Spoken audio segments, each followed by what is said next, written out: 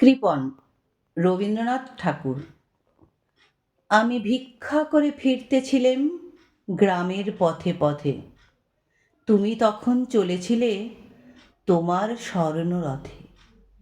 অপূর্ব এক স্বপ্ন সম লাগতেছিল চক্ষে মম। কি বিচিত্র শোভা তোমার, কি বিচিত্র সাজ। আমি মনে ভাবতেছিলেম, এ কোন মহারাজ।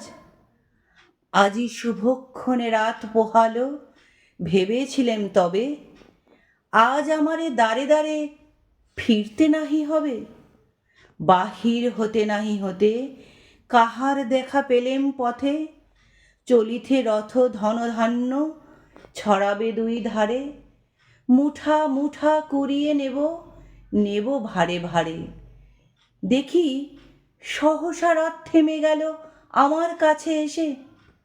আমার মুখপানে চেয়ে নামলে তুমি হেসে।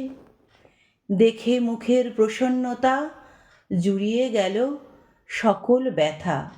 হেন কালে কিসের লাগি তুমি অকস্মাৎ আমায় কিছু দাও গো বলে বাড়িয়ে দিলে হাত। মরি, এ কি কথা রাজাধিরাজ, আমায় দাও গো কিছু। শুনে ক্ষণকালের তরে রইনু মাথা নিচু। তোমার কি বা অভাব আছে ভিখারি ভিক্ষুকের কাছে। এ কেবল কৌতুকের বসে আমায় প্রবঞ্চনা। ঝুলি হতে দিলেম তুলে একটি ছোট কণা। যবে পাত্রখানি ঘরে এনে উজাড় করি, এ কি ভিক্ষা মাঝে একটি ছোট সোনার কণা দেখি।